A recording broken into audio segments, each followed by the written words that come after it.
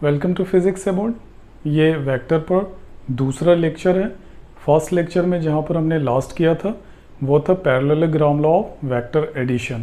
Parallelogram law of vector addition. Parallelogram law of vector addition में हमने ये बताया था कि दो अलग अलग वेक्टर को, vector A and vector B के टेल्स को आप क्या करते हैं, अटैच कर लेते हैं। ठीक है, उनके बीच में एक एंगल थीटा बन रहा था। ठीक है, हमने ये कहा था कि अगर ये वेक्टर ए है और ये वेक्टर बी है तो आप क्या करते हैं, अगर उसका पैरेलल ट्रांसलेशन कर देते हैं, मतलब वेक्टर बी के इक्वल एंड पैरेलल उसे शिफ्ट कर देते हैं, या उसी के बराबर का एक दूसरा वेक्टर ले लेते हैं। सिर्फ मैं रिकैप करा रहा हूँ, तो ये वेक्टर बी वहाँ चला गया और ए के बराबर एक पैरेलल एंड इक्वल वेक्टर ये आपने ले लिया, तो ये वेक्टर यहाँ आ गया। ठीक है, सो आपको एक क्या मिल गया, अब यहाँ पे टेल मिल गया और यहाँ टिप मिल गया। ठीक है, सो आपने इसको अटैच कर लिया। Now this is called vector C. Let this is vector C. मैंने सबका नाम दे दिया था ओ ए बी सी, एंड हमने कहा था कि ओ ए को एक्सटेंड करके एक लाइन आप परपेंडिकुलर लाइन परपेंडिकुलर उस पर खींच दें जिसका नाम डी दे दें। ठीक है, मैं उसके पूरे डिटेल्स में अब नहीं जा रहा हूँ। दिस इज कॉल्ड थीटा हमने माना था, और this is theta as well. So smaller angle को आपने नाम दिया था, रिजल्टेंट के साथ जो वेक्टर ए के साथ बन रहा था उसका नाम आपने अल्फा दिया था, और रिजल्टेंट के साथ वेक्टर बी के साथ जो बन रहा था उसका नाम आपने बीटा दे दिया था। आपके पास दो बहुत ही इंपॉर्टेंट रिजल्ट आए थे। एक रिजल्ट को मैं यहाँ लिख रहा हूँ, जो रिजल्टेंट आया था C, that is equal to A square plus B square plus 2ab cos theta, पहला रिजल्ट। और दूसरा रिजल्ट मैंने कहा था कि जो दूसरा रिजल्ट है वो है tan alpha is equal to, कितना आया था, परपेंडिकुलर। ठीक है, that is equal to b sin theta divided by a plus B cos theta. ठीक है, मैंने ये भी बताया था आपको कि ये जो रिजल्टेंट है एडिशन का वो किन किन बातों पर डिपेंड कर रहा है। एक तो मैग्नीट्यूड है, वेक्टर आर्म्स के मैग्नीट्यूड पे, और दूसरा उनके बीच के एंगल्स के। ठीक है, सो अब आइए एंगल्स की बात कर लेते हैं। तो एंगल्स अगर आप देख लीजिए कि दोनों आर्म के बीच का केस 1, अगर एंगल थीटा कितना हो जाए 0, यानी ये पूरा ऐसे आर्म एक दूसरे के ऊपर सुपरपोज कर जाए, तो उस हिसाब से आप देखेंगे C is equal to root under A square plus B square plus 2ab cos 0, and cos 0 value cos 0 का कितना होता है, 1 के बराबर होता है। Therefore this is A square plus B square plus 2ab cos 0 1 के बराबर। ठीक है, then it becomes equal to A square plus B square plus 2ab।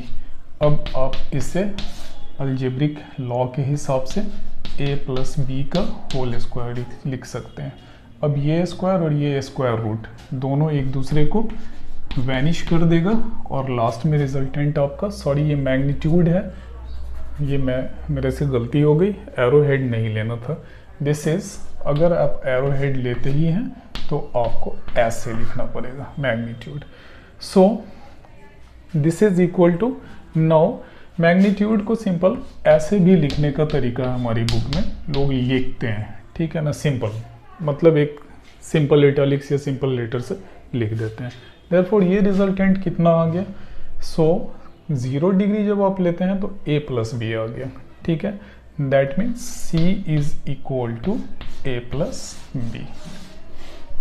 ठीक है, दूसरी तरफ आइए, जब आप क्या करते हैं, अगर केस 2 देखने की कोशिश करते हैं, केस 2, ठीक है, थीटा कितना लेंगे हम, इस बार ले लेते हैं 180 डिग्री, या जो भी पाई आपको लेना है ले लीजिए, ठीक है।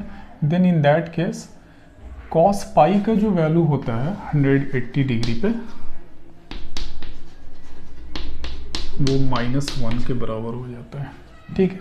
सो इन दैट केस अगर मैग्नीट्यूड आप निकालेंगे वो आप करके देख लेंगे, that is equal to a minus B, ठीक है। केस 3, केस 3 में आप देख लें, केस 3 जब देखेंगे तो आप इन दैट केस क्या देख पाएंगे, थीटा को अगर आप 90 डिग्री π/2 या 90 डिग्री, ठीक है, लेते हैं तो cos 90 डिग्री कितना हो जाता है, cos 90 डिग्री 0 के बराबर होता है। Therefore in that case C is equal to, the magnitude of C is equal to √a² plus b²। सो इन तीनों रिजल्ट से आपको ये पता चल रहा है कि अगर 0 डिग्री होता है तो ये दोनों एड अप कर जाते हैं, यानी मैक्सिमम वैल्यू हो जाता है, और अगर दोनों एक दूसरे के अपोजिट चले जा रहे हैं तो ये दोनों एक दूसरे को सब्ट्रैक्ट कर दे रहे हैं, ये, ठीक है, दोनों को एक दूसरे को सब्ट्रैक्ट कर ले रहे हैं। सब्ट्रैक्ट करने का मतलब है मिनिमम वैल्यू, और तीसरा वैल्यू कौन है, √a² प्लस b²। सो ये रिजल्ट इन दोनों के इंटरमीडिएट में है, यानी आपने जो दो वेक्टर के parallelogram law of vector addition के थ्रू आपने मैग्नीट्यूड निकाला, उसका रिजल्टेंट निकाला, उसके 3 केसेस बन रहे हैं, और तीनों केसेस के वजह से आप ये देख पा रहे हैं कि एक जगह वो मैक्सिमम है, दूसरी जगह बिल्कुल मिनिमम है, और तीसरी जगह वो एक पर्टिकुलर वैल्यू पर जाके अटक जा रहा है, ठीक है। मतलब क्या कि आपका जो वेक्टर के मैग्नीट्यूड को अगर आप देखें तो it is less than a plus B and greater than a minus B. Equal का साइन भी आप लगा सकते हैं कि वहाँ तक ये पहुँच जा रहा है। सो एक मैग्नीट्यूड उसका मैक्सिमम और दूसरा मिनिमम के केस में चला जा रहा है। अब आप इस केस में आप देख लें, ठीक है, अगर उस केस में आप तीनों केसेस को दोहराएंगे तो 0 डिग्री, साइन 0 डिग्री केस 1 के हालत में आप देखेंगे, साइन 0 डिग्री कितने के बराबर, 0 के बराबर। Therefore tan alpha in that case is b into 0 divided by a plus b cos that is 1, so this is equal to 0। So alpha का उस केस में आप निकाल लें क्या वैल्यू आ जाता है, उसी तरह तीनों केस में आप इसको भी देख सकते हैं। वो तीनों केस आप करके और मुझे कमेंट बॉक्स में ज़रूर बता देंगे, नॉट अ बिग इशू, ये बहुत आसानी से डील हो जाता है, ठीक है। अब हम लोग इसी के सब्ट्रैक्शन की तरफ चलते हैं, ठीक है, और भी 1-2 केसेस को हम लोग इसमें देखेंगे। सब्ट्रैक्शन में जहाँ तक हमने बात आपको पहले पिछले क्लास में मैंने छोड़ा था कि आप उसको होमवर्क में करके हमें बताएंगे कमेंट बॉक्स में, आपने ज़रूर बताया होगा, आपने उसे किया भी होगा। मैं इसी चीज़ को, इसी फिगर को मैं फिर से करके समझाने की कोशिश कर रहा हूँ। सब्ट्रैक्शन जो दिया हुआ फिगर है, इसी पर मैं फिर से रीड्रॉ करने की कोशिश कर रहा हूँ, ठीक है। अब आप देखिए कि सब्ट्रैक्शन का केस है, पैरेललोग्राम लॉ वेक्टर सब्ट्रैक्शन, यहाँ पर मैं लिख दे रहा हूँ फिर से, parallelogram law of vector subtraction.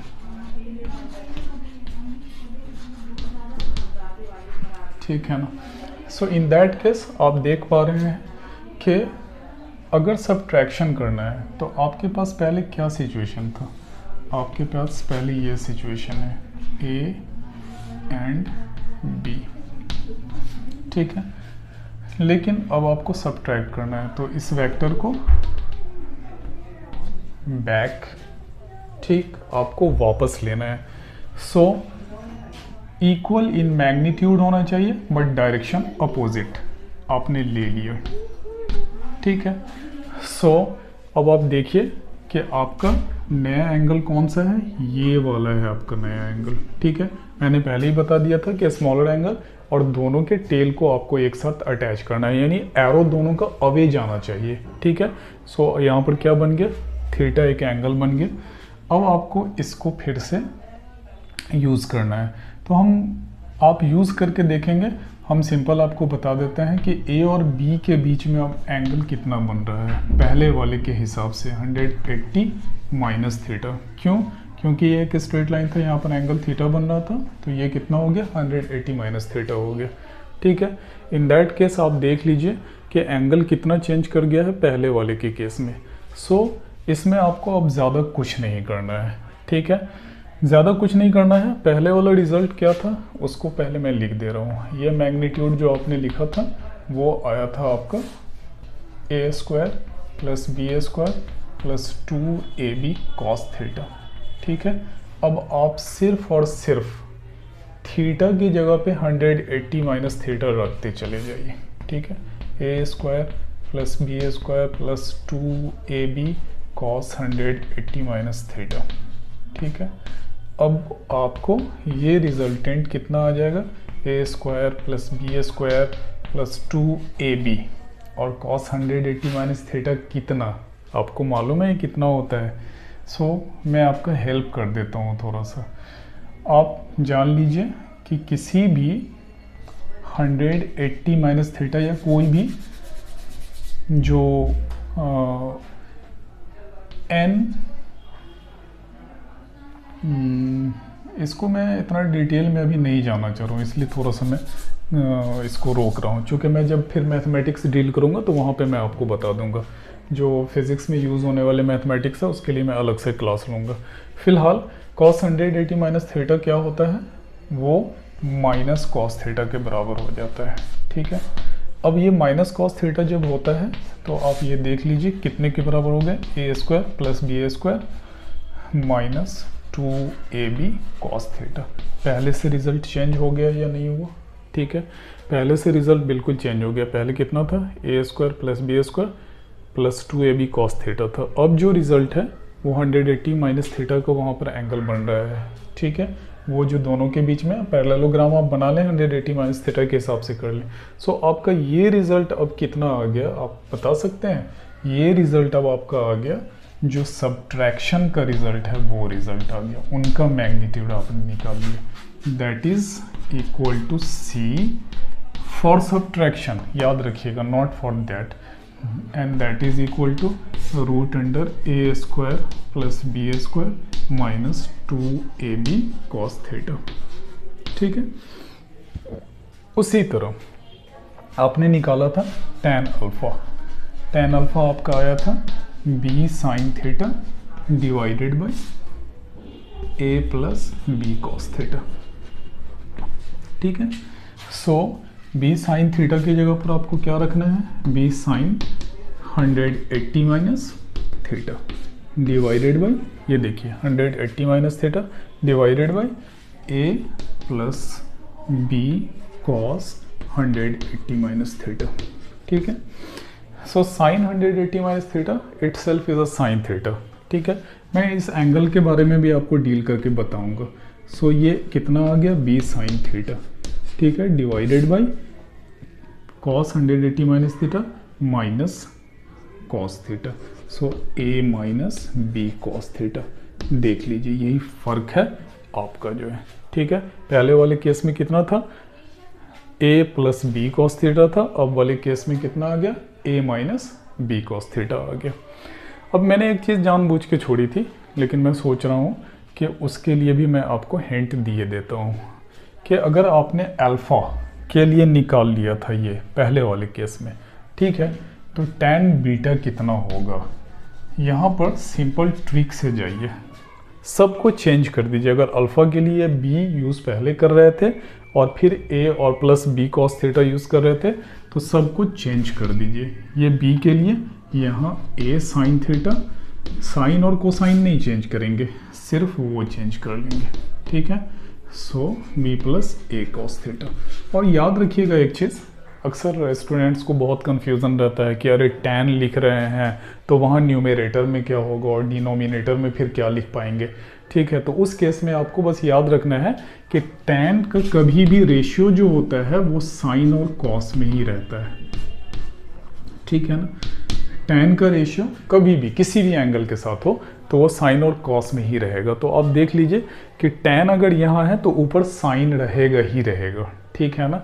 So tan beta आप ले रहे हैं तो इनिशियल एंगल जो थीटा था दोनों के आर्म्स के बीच में जो है, ठीक है ना, कौन कौन, वेक्टर ए के आर्म्स और वेक्टर बी के आर्म्स के बीच में जो रिलेशन था उसमें ए साइन थीटा, साइन ऊपर आएगा ही आएगा, याद रखिएगा इस बात को, कभी कंफ्यूजन नहीं होगा कि अगर tan है तो उसका साइन रेशियो न्यूमरेटर में रहेगा, रेशियो के साइन न्यूमरेटर में और डिनोमिनेटर में कॉस रहेगा। देयरफॉर tan का ऊपर में साइन और डिनोमिनेटर में कॉस।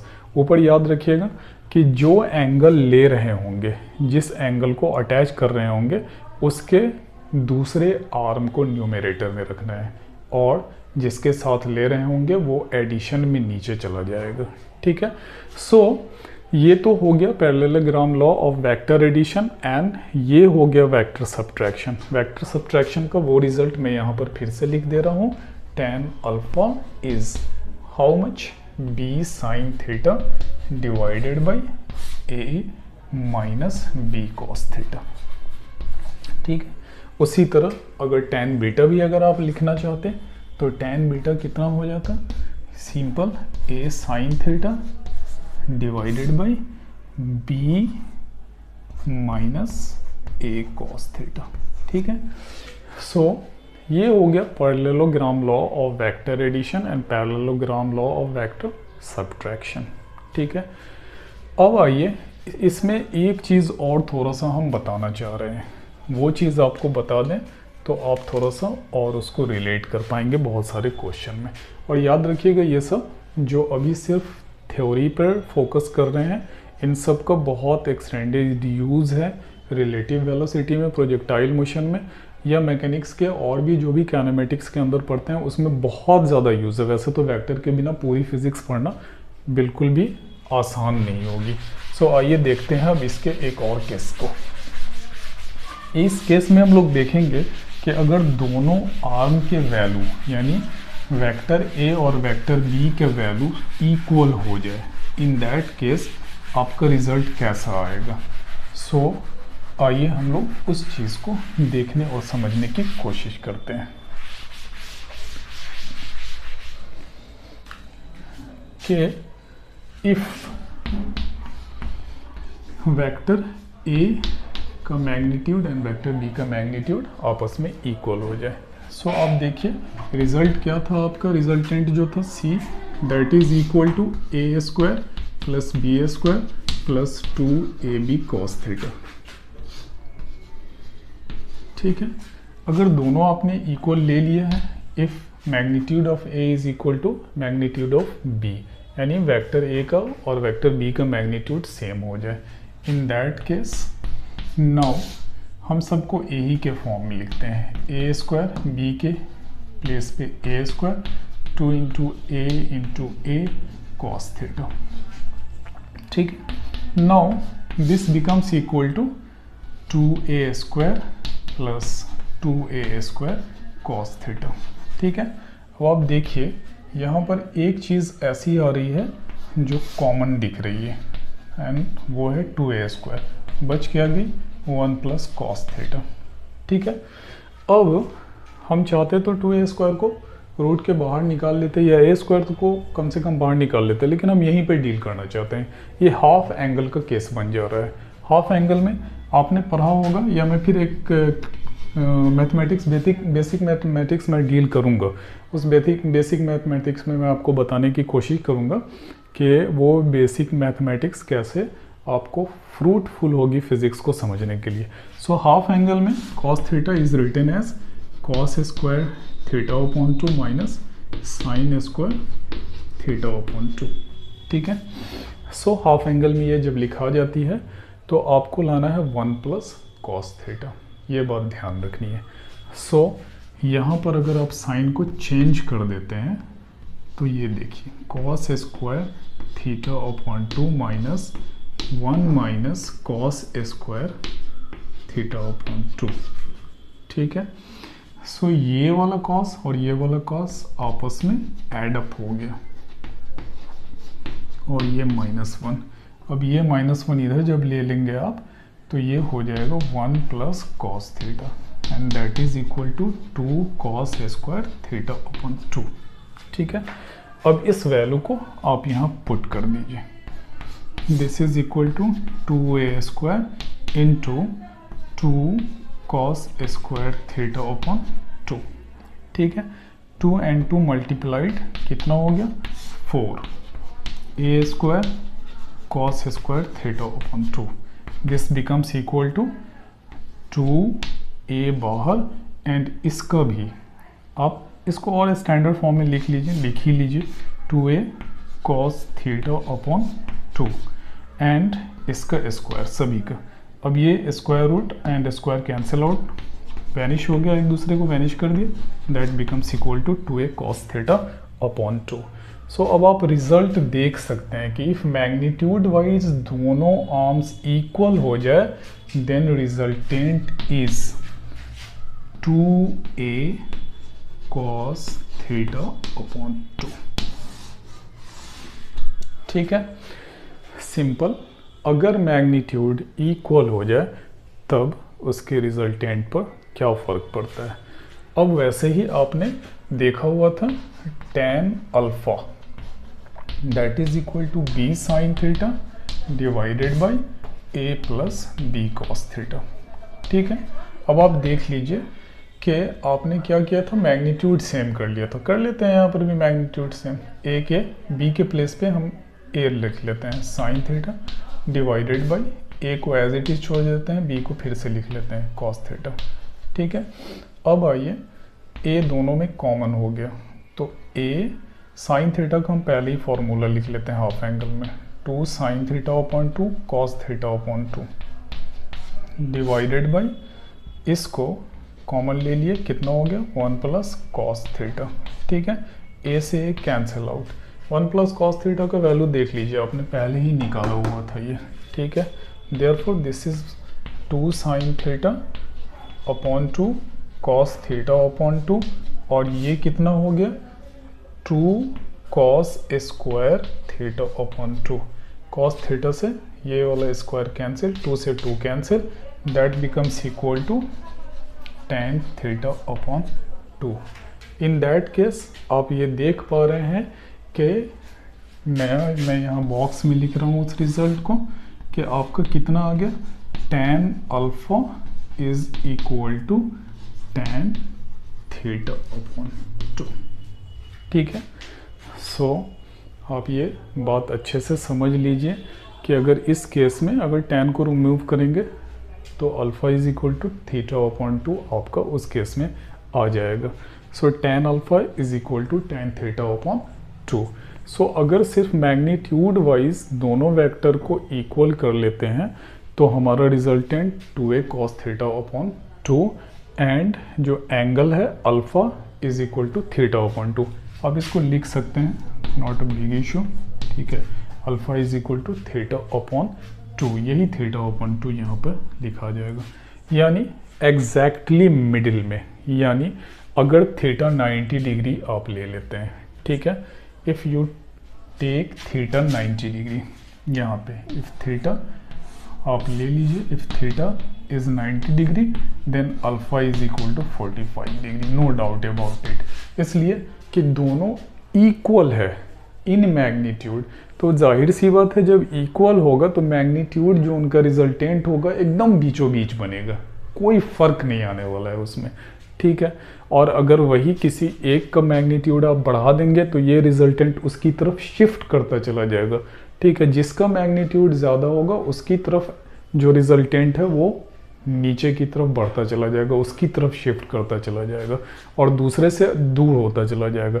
अगर मान लीजिए आपने इसको दोगुना कर दिया, आप उन सब केसेस को डील करके देख लीजिएगा, बिल्कुल आपके एंगल में पूरी तरह से चेंजिंग आना शुरू हो जाएगी। सो अब तक हम लोगों ने क्या समझा?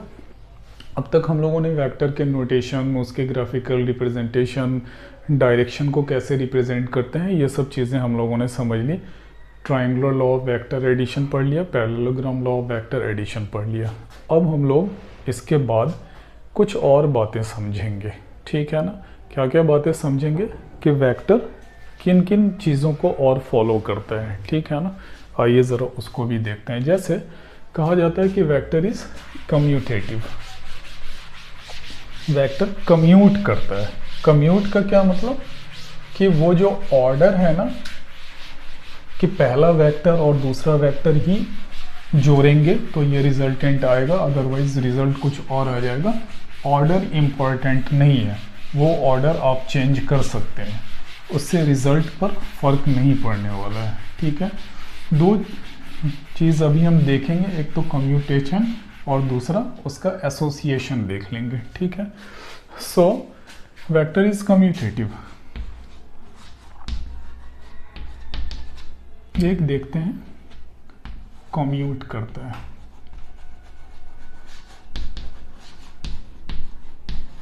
ठीक है, कम्यूट करने का मतलब क्या हुआ कि vector a plus B is equal to vector b plus vector a। इसी को कहते हैं कम्यूटेशन, यानी ऑर्डर इम्पॉर्टेंट नहीं है, आप जिसको जैसे चाहें इस तरह के एडिशन हो आप कर सकते हैं, ठीक है। फिगर के थ्रू भी समझने की कोशिश करते हैं। चलिए, ये है आपका वेक्टर a और ये है वेक्टर b और ये आपने रिजल्ट खींच दिया, ठीक है। सो ये वेक्टर a और ये वेक्टर b, ठीक है। तो आपने क्या किया कि उसका रिजल्टेंट आपने निकाल लिया, तो ये रिजल्टेंट हम नीचे लिख रहे हैं, ठीक है, a प्लस वेक्टर b, ठीक है। अब हम कह रहे हैं कि ऑर्डर पे डिपेंड नहीं करता है, तो हमने कहा था कि अगर वेक्टर को पैरेलल ट्रांसलेट करते हैं तो उससे कोई भी फर्क नहीं पड़ने वाला है। सो हम क्या करते हैं, इसको यहाँ शिफ्ट कर लेते हैं पैरेलली, ठीक है। b को हमने यहाँ शिफ्ट कर लिया और a को पैरेलली ये शिफ्ट कर लिया हमने, ठीक है। अब आप देखिए b यहाँ चला गया और a यहाँ चला गया, ठीक है। अब आप ज़रा ध्यान से देखिए तो क्या, अब इसको दोनों के लिए रिजल्टेंट तो यही है बट ऑर्डर इस बार चेंज हो गया, ठीक है। तो एक ही जो आपने रिजल्टेंट खींचा था उसी पर तो a प्लस बी भी आ रहा है और उसी पर b प्लस a भी आ रहा है। इसका मतलब कि a प्लस बी जो है वो b प्लस a के बराबर है, इसमें कोई डाउट नहीं होना चाहिए। पैरेलल ट्रांसलेशन आपने कर दिया, उससे वेक्टर के हेल्थ पे कोई फर्क नहीं पड़ने वाला है। So a plus B is equal to B plus A. Commutation यही बोलता है कि order is not important, order is not important for the given vector. So order कहीं से भी इम्पॉर्टेंट नहीं है। दूसरा आइए देखें एसोसिएशन।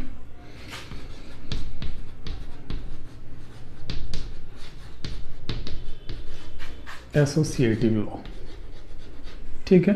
एसोसिएटिव लॉ में क्या कहता है, अगर वेक्टर को इस तरह से जोड़ा जाए,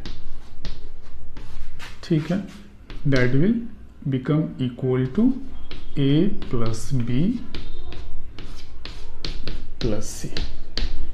यानी ये दो वेक्टर अगर एक साथ है और उसको किसी तीसरे वेक्टर के साथ ऐड कर रहे हैं तो वहाँ भी देख लीजिए कि वो किस तरह से अपना पेयरिंग चेंज कर रहा है। b किसके साथ आ गया है, a के साथ आ गया है। आइए उसको भी समझने की कोशिश करते हैं। This is vector a and this is vector b, ठीक है। पेयरिंग किसके साथ है, पेयरिंग अगर देखिएगा तो पहले वाले केस में c के साथ है, तो हम एक वेक्टर और ले लेते हैं c, ठीक है। अब आप देखिए ध्यान से, अगर आप यहाँ टेल से इसके हेड को मिला देते हैं, ठीक है, कितना बन गया ये, अब b प्लस सी, ठीक है। अब आइए ये रिजल्ट किसका, ये अब vector a plus b plus C. पिछले क्लास में भी मैंने किया था इसको, ठीक है। तो अब ये हो गया आपका कौन सा वाला, ये वाला केस हो गया। लाना कितना है हमें, a प्लस बी प्लस सी। तो सिंपल सिंपल अब देख लीजिए कि अगर इसको आप अटैच कर देते हैं कितना हो गया ये a प्लस बी हो गया ये, ठीक है। और फिर वहीं आप चले जाइए a प्लस बी, और इसी लाइन पर ये रिजल्ट क्या आ रहा है फिर से, अगर आप ध्यान से देखिए ये, ठीक है, a प्लस बी यहाँ, और ये दूसरा वेक्टर, और बोल्ड कीजिए इसको, ठीक है। ये बाकी को आप भूल जाइए अभी, ठीक है। अब ये वाला जो मोटा वाला लाइन है a प्लस बी और ये c, क्या वहाँ से आप मिला लीजिएगा तो ये आ जाएगा फिर से a plus B plus C, ठीक है। तो क्या हो गया, ये पूरा और ये आ गया, सेम लाइन से दोनों रिप्रेजेंट हो रहा है, ठीक है। मतलब अगर इस फिगर को देखें तो अगर पहला ये ऑर्डर आपने अटैच कर लिया ये वाला, ठीक है, तो वो कितना आ गया b प्लस सी आ गया, और उसको यहाँ से ले लिया फिर रिजल्टेंट के तौर पर, तो a प्लस बी प्लस सी आ गया। लेकिन अगर पहले वाले को इस वाले को छोड़ के ये वाले लाइन को अटैच कर लेते हैं टेल टू टिप, तो ये आ गया a प्लस बी और वो तीसरा वाला c। सो इन दोनों केसेस में आप देख रहे हैं कि ऑर्डर को बहुत ज़्यादा इम्पोर्टेंस नहीं मिल रही है, a प्लस बी प्लस सी, और सेम लाइन पर वहीं रिप्रेजेंट हो रहा है ये केस। सो दोनों इन दैट केस इक्वल है। सो कुल मिलाकर हम ये बताना चाह रहे थे कि ऑर्डर बहुत ज़्यादा इम्पोर्टेंट नहीं है, बहुत ज़्यादा नहीं, sorry, order is not important. बहुत ज़्यादा कहने से तो हो जाता है कि नहीं थोड़ा कम भी काम चलेगा, ठीक है, but order is not important in case of vector. So commutative law में भी आपने वही देखा कि a plus B is equal to B plus A, and यहाँ vector a plus B plus C is equal to vector A B plus C, ठीक है। So इन दोनों केसेस में आपने ये देख लिया कि कम्यूटेशन क्या होता है और एसोसिएशन क्या होता है। अब हम लोग थोड़ा और आगे बढ़ेंगे और वेक्टर की ही चर्चा करेंगे अभी, और उसमें सबसे पहले समझने की कोशिश करेंगे कि कोऑर्डिनेट एक्सिस पे वेक्टर कैसे डिपेंड करता है, ठीक है ना। सो वैसे जो चीज़ें जब याद आएंगी तो मैं बताता चला जाऊंगा। अभी हम लोग रेजोल्यूशन ऑफ वेक्टर को समझने की कोशिश करेंगे, यानी वेक्टर कार्टेशियन कोऑर्डिनेट एक्सिस पे कैसे डिपेंड करता है। आइए सबसे पहले रेजोल्यूशन ऑफ वेक्टर को समझने की कोशिश करते हैं।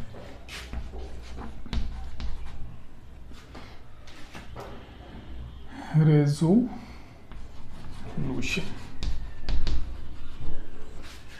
Of the given vector,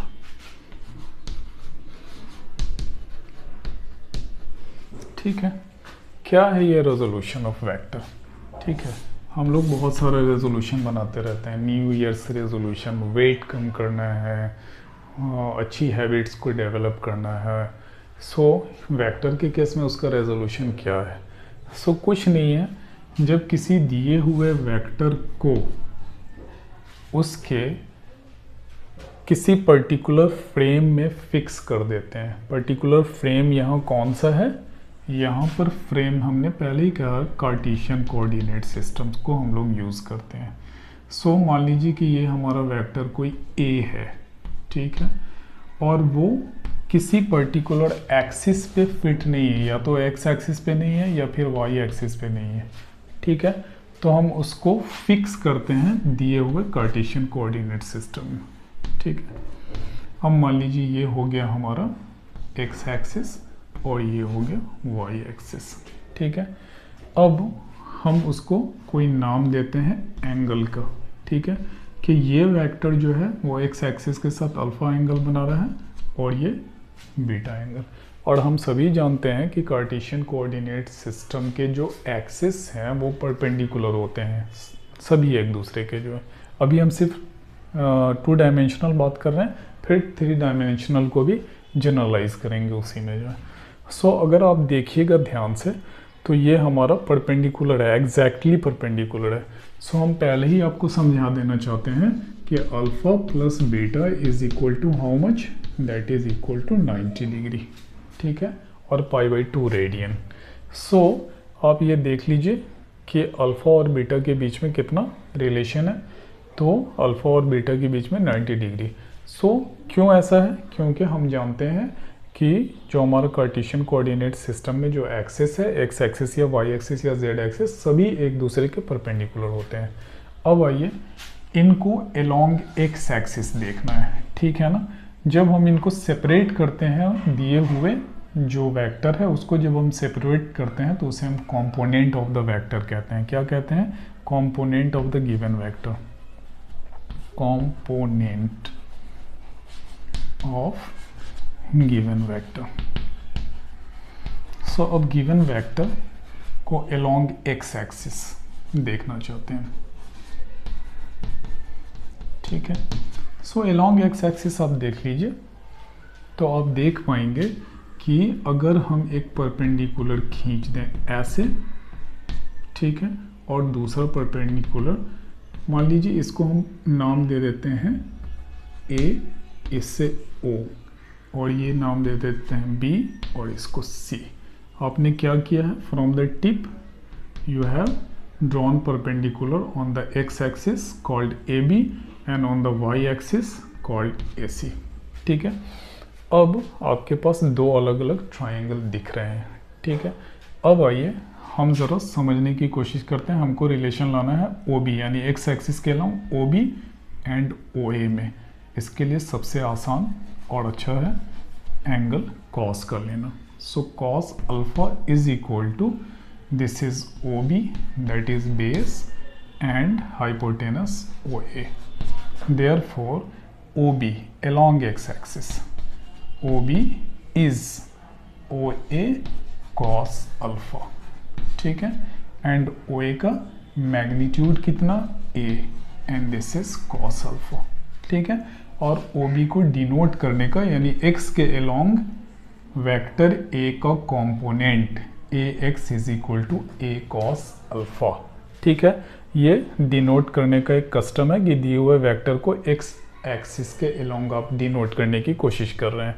therefore A X is equal to A cos alpha. अब दूसरी तरफ चलिए, हमको ओ सी निकालना है along Y axis.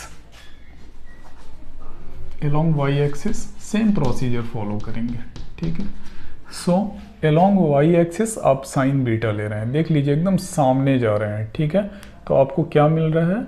O C as base and O A as hypotenuse. तो फिर तो वहाँ भी हमको कॉस बीटा ही लेना पड़ेगा, ठीक है। तो कॉस बीटा आपने ले लिया and that is equal to O C divided by O A. Therefore O C is equal to O A cos beta, ठीक है। O A is equal to how much? O A is, उसका magnitude कितने के बराबर है? ए के बराबर, और ये कॉस बीटा, ठीक है। अब आइए, जिस तरह यहाँ कस्टम है कि किसी दिए हुए वेक्टर के कंपोनेंट के को जिस एक्सिस के अलोंग लिखते हैं उसको अटैच कर देते हैं उसके सबस्क्रिप्ट में, ठीक है ना। तो यहाँ भी वही काम करते हैं, y के अलोंग लिख रहे हैं, therefore this is A Y, ठीक है। अब आप कितने आसानी से समझ पा रहे हैं? ए along x axis is a cos alpha and a along y axis is a cos beta, ठीक है।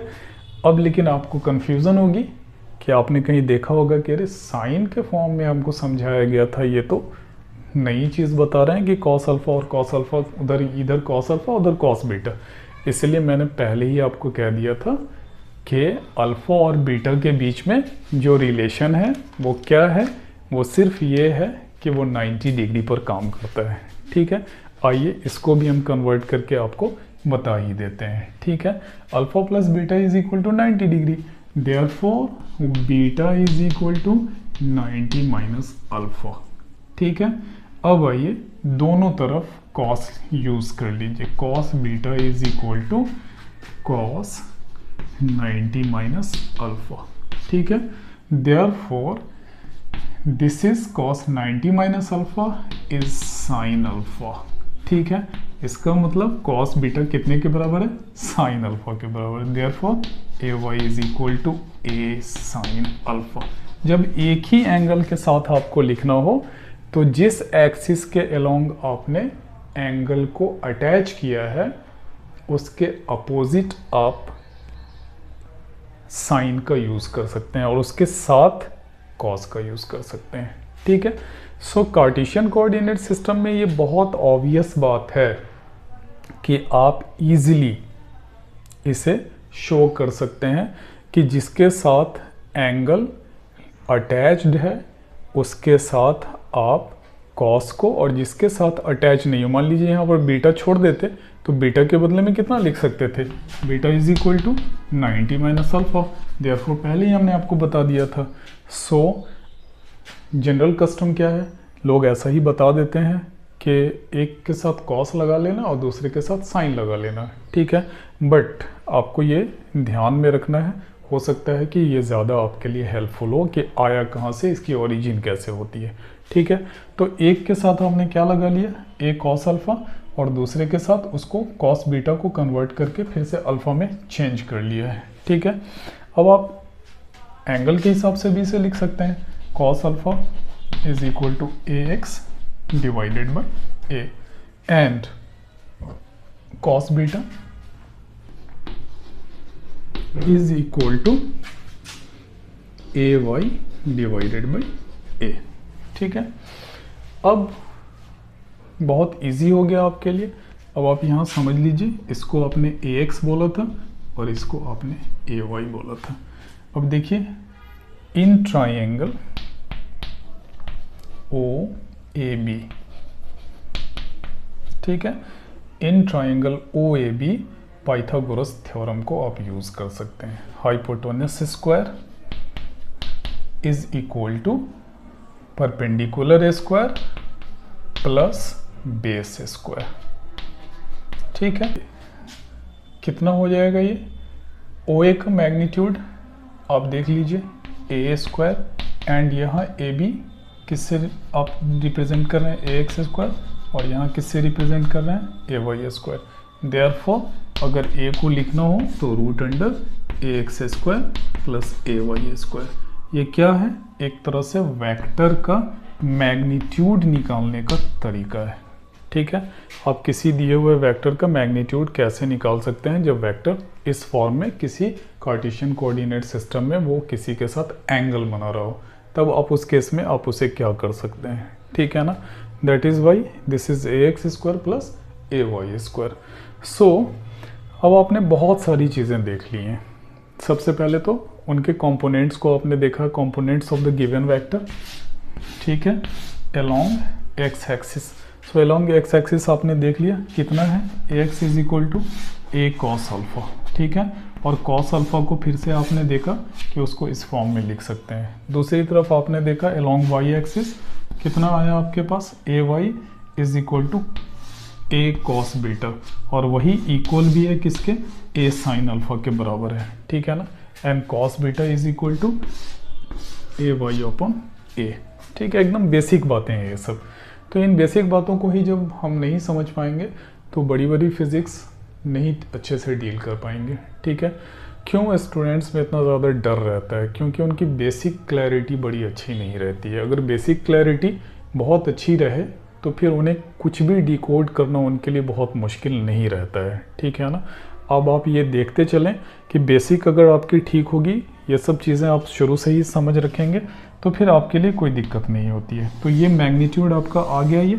ठीक है, मैग्नीट्यूड निकालने का तरीका ये आसानी से आपका हो गया। तो कंपोनेंट आप निकाल सकते हैं, आप उसका मैग्नीट्यूड निकाल सकते हैं, आप कन्वर्ट करके साइन से कॉस में, कॉस से साइन में आसानी से जा सकते हैं। ठीक है, सो एक चीज़ और समझना ये कि यहाँ पर जो कॉस अल्फ़ा ये वाला या कॉस बीटा जो है, ये क्या कहलाता है, डायरेक्शन कोसाइंस कहलाता है। क्या कहलाता है, direction cosines of the given vector.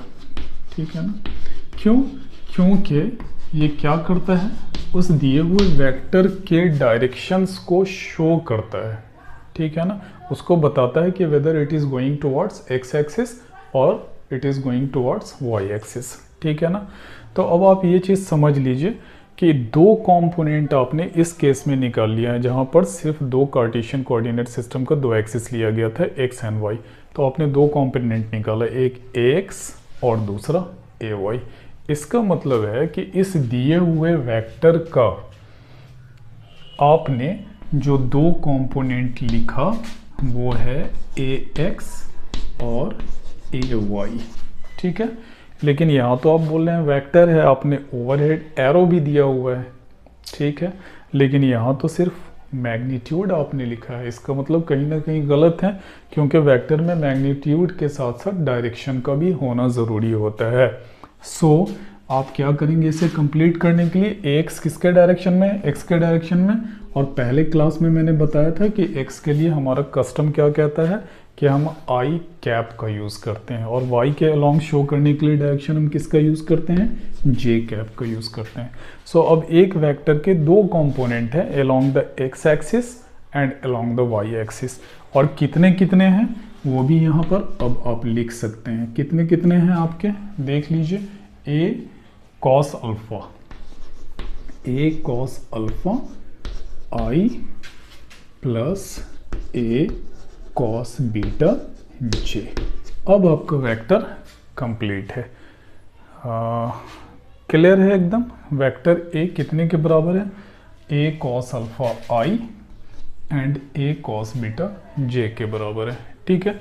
यही हमारा resolution of the given vector है कि उसको आपने कंपोनेंट के फॉर्म में तोड़ लिया, उससे मैग्नीट्यूड निकालने की कोशिश की, और उसी से आप क्या निकाल रहे हैं, उस वेक्टर के कंपोनेंट को जोड़ के एक साथ वेक्टर फॉर्म में दिखाने की कोशिश कर रहे हैं, ठीक है। तो ये सिर्फ टू वेक्टर का सिस्टम था, और ये जो कॉस जितना भी है वो किसने के बराबर है, उसको क्या कहते हैं, direction cosines of the given vector. क्यों, क्योंकि वो किसी पर्टिकुलर एक्सिस के साथ उसका डायरेक्शन शो करने में हमें हेल्प करता है। अब आइए इसके आगे थोड़ा सा और बढ़कर उसको हम लोग समझने की कोशिश करें।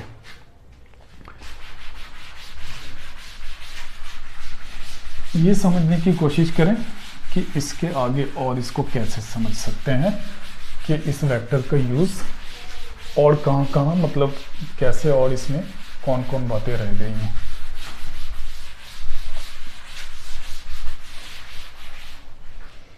तो आपने क्या समझा अभी, आपने ये समझा कि एक दिए हुए वेक्टर को कंपोनेंट के हिसाब से, ये अगर वेक्टर ए है along x axis along Y axis, मैं उसको समराइज कर देता हूँ पहले। सो आपने देखा कि अगर उसको वेक्टर के फॉर्म में लिखते हैं तो ये हमारा आ गया था ए cos alpha i a cos beta जे, ठीक है। मैग्नीट्यूड के हिसाब से आ गया था हमारा this is A x square plus A Y square, ठीक है। अब एक चीज़, बहुत सारी बातें आपने समझी हैं, तो एक चीज़ और समझ लीजिए इसमें, simple cos square alpha plus cos square beta वो 1 के बराबर होगा, ठीक है।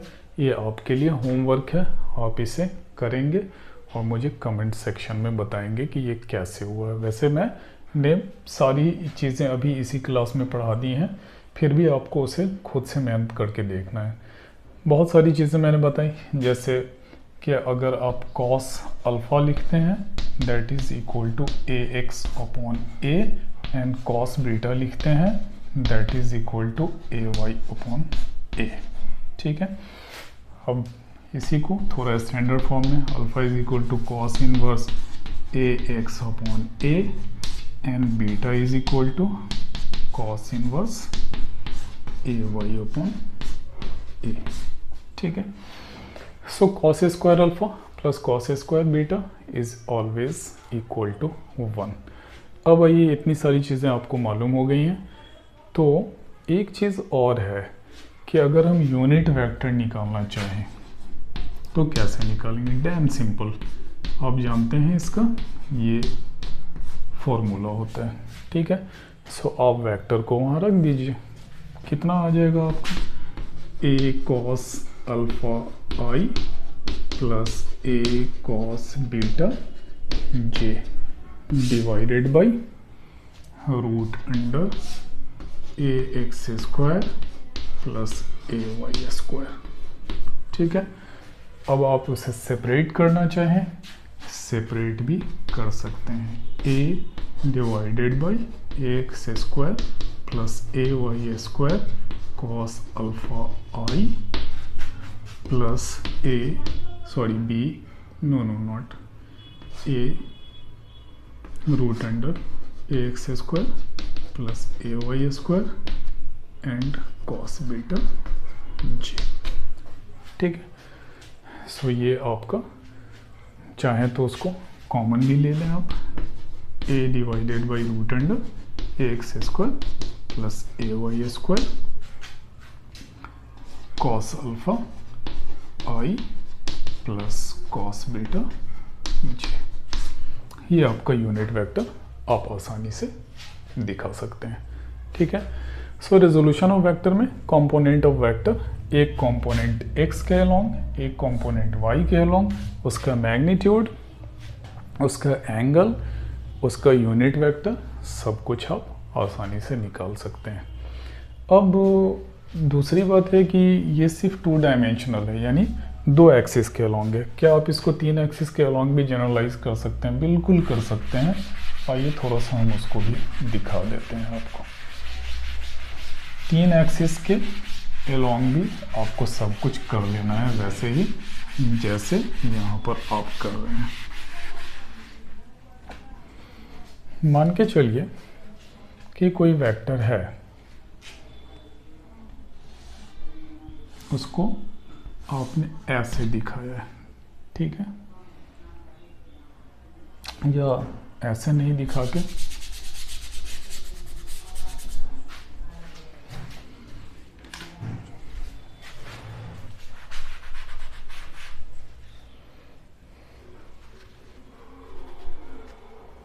मान के चलिए तीनों एक्सिस पहले ले लीजिए।